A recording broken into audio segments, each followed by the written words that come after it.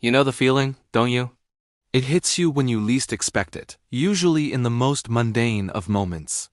You are standing in a coffee shop you have never visited, or walking down a street in a city you are seeing for the first time, and suddenly the world tilts. A cold electric shiver runs down your spine, and a terrifying certainty washes over you. I have been here before. The way the light hits the dusty window, the muffled sound of a car passing by, the exact cadence of a stranger's voice, it all locks into place like a puzzle piece you didn't know you were holding. For a heartbeat, you aren't just experiencing the present, you are remembering it. It feels less like a memory and more like a premonition, a ghost of a moment that has already happened, playing out again in real time. You freeze, your internal logic screaming that this is impossible, while your intuition whispers that it is the only true thing you have ever felt. This is déjà vu. And while we dismiss it as a brain glitch or a quirky mental hiccup, the biological reality of what is happening inside your skull during those 3 seconds is far more profound and far more unsettling than you could ever imagine. To understand the true horror of this phenomenon, you have to stop thinking of your memory as a camera recording reality. Your memory is not a passive archive. It is an active, chaotic storyteller that is constantly editing the script of your life. Deep within the temporal lobes of your brain, there is a tiny, seahorse-shaped structure called the hippocampus. This is the gatekeeper of your existence, the machine responsible for turning the chaos of the now into the orderly files of the past. In a healthy brain, this process is seamless. You see a face, the hippocampus checks its index, sees no match, and stamps it as new. But during déjà vu, this delicate machinery suffers a catastrophic synchronization error. Imagine a neurological short circuit where the feeling of familiarity fires before the brain has finished processing the image itself. It is a timing error in the grandest machine in the universe. Your sensory inputs, what you see, hear, and smell, are supposed to arrive at your conscious mind simultaneously, like a choir singing in perfect unison. But sometimes there is a lag, a split-second delay. Neuroscientists call this the dual processing theory, and it offers a dizzying explanation for why reality feels like it is fracturing. Imagine that the optical pathway from your left eye processes a scene just milliseconds faster than your right eye.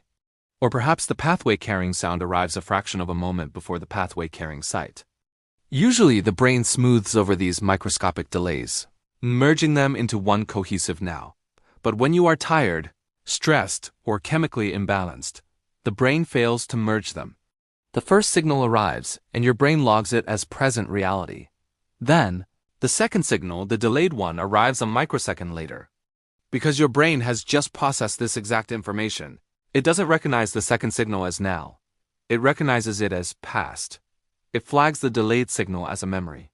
You are literally experiencing the same moment twice, once as reality and once as a phantom echo of itself. You are haunting your own perception. The memory feels real because it is real, it just happened a millisecond ago, and your brain is gaslighting you into thinking it happened years ago. But the illusion goes deeper, digging into the very way we construct the future. Have you noticed that during déjà vu, you often feel like you know exactly what is going to happen next? You feel like you can predict that a glass will fall or a phone will ring. This is where the hologram theory of memory comes into play. Our memories are stored in fragments, a smell here, a color there, a texture somewhere else. When you walk into a new environment that shares just one strong element with a buried memory, say, the layout of the room is similar to your grandmother's house, your brain retrieves that old fragment. But instead of just recalling the layout, it hallucinates the entire emotional context of the old memory onto the new scene. It paints a holographic overlay of the past onto the present. The brain, desperate to make sense of the pattern, begins to fill in the blanks, predicting the next millisecond based on a past script that doesn't apply here. You feel prophetic not because you are seeing the future, but because your brain is aggressively trying to force the present to match a recording that doesn't exist. This brings us to the most uncomfortable realization of all. If your brain can so easily fabricate the sensation of the past, if it can make a stranger feel like an old friend and a new city feel like home, then how much of your real past is actually true? We trust our memories as the bedrock of our identity. We say, I know who I am because I remember where I have been. But déjà vu exposes the lie. It reveals that the feeling of realness is just a chemical signal, a switch that can be flipped by a stray electron or a misfiring neuron. If a simple timing error can make the present feel like a memory, what is stopping the brain from making a dream feel like reality? Or a hallucination feel like history? In that suspended moment of déjà vu, the wall between the internal world of the mind and the external world of matter dissolves. You are left standing in the breach, feeling the cold draft of a universe where time is not a straight line, but a tangled loop of perception. And just as you start to question if you are the pilot of your own mind or merely a passenger, the feeling fades, the glitch corrects itself, the matrix resets. But the question remains, gnawing at the back of your neck, was that really just a glitch, or was it a glimpse?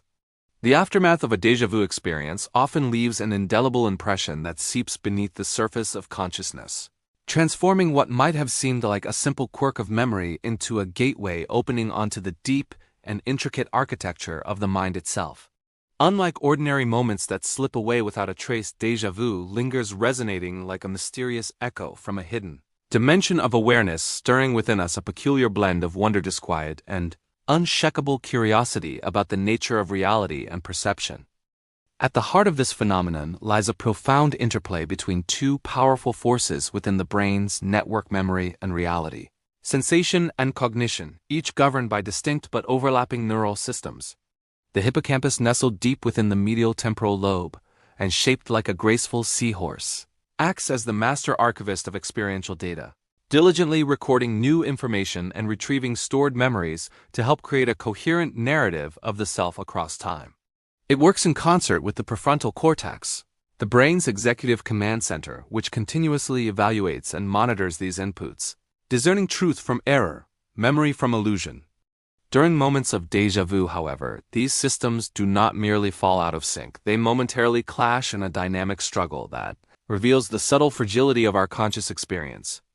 The hippocampus may prematurely signal familiarity, prompting a visceral feeling of "I have been here before," while the prefrontal cortex rises in cautious protest, scanning the sensory data for confirmation but encountering only ambiguity or contradiction. This internal interrogation, occurring in a span measured in milliseconds, manifests outwardly as the eerie sensation of having lived a moment twice, without ever quite resolving whether it was real or imagined. Studies utilizing functional magnetic resonance imaging, fMRI, have illuminated this neurological tug-of-war, showing heightened activity in brain regions responsible for memory recognition and error detection during reported episodes of déjà vu. Experimental paradigms designed to induce this experience by presenting subjects with slightly altered or unfamiliar but structurally similar environments demonstrate how the mind energetically searches for a coherent explanation, compensating for incongruities by overlaying fragments of past experiences or their simulations onto new sensory inputs. This blending of current perception with reconstructed memory contributes to creating the seamless illusion of familiarity that both enchants and unsettles our waking awareness. Moreover, the underlying mechanisms of déjà vu extend beyond mere memory error into the domain of temporal processing. The brain's ability to integrate multimodal sensory signals hinges critically on precise timing, with input signals typically converging concurrently into conscious awareness to form a unified moment in time. When this synchronization falters, perhaps due to nerve impulse lag or transient disruptions in synaptic transmission, the brain perceives a disjointed timeline, interpreting the delayed signal as a past event rather than simultaneous reality. This phenomenon, known among neuroscientists as dual processing, engenders a paradoxical experience in which the present is perceived simultaneously at two temporal coordinates, first as immediate reality, then as an almost ghostly replay, thus generating the sensation of reliving the moment. Far from being a mere neurological curiosity, this glimpse into the brain's intricate temporal orchestration echoes through the philosophical corridors, exploring the nature of time and existence itself. If the mind can fabricate a past sensation where none objectively exists, what does that say about the integrity of our memories, the linearity of time, or the foundational grounds of reality? The boundaries between subjective experience and objective truth become blurred, instilling a profound ambiguity that challenges not only neuroscience but also the deepest traditions in metaphysics and consciousness studies. In this intellectual and experiential liminality, perspectives from quantum physics offer speculative yet tantalizing viewpoints. The many worlds interpretation of quantum mechanics posits that countless parallel universes run alongside our own, differing slightly by the outcomes of every decision and event. Could it be that during déjà vu, our consciousness momentarily aligns or resonates with one of these alternate realities, perceiving a version of events that have played out differently in a parallel timeline? While this remains a hypothesis beyond the current reach of empirical verification, it captures the imagination by framing déjà vu not as a cognitive malfunction but as a subtle doorway into the multiverse of existence.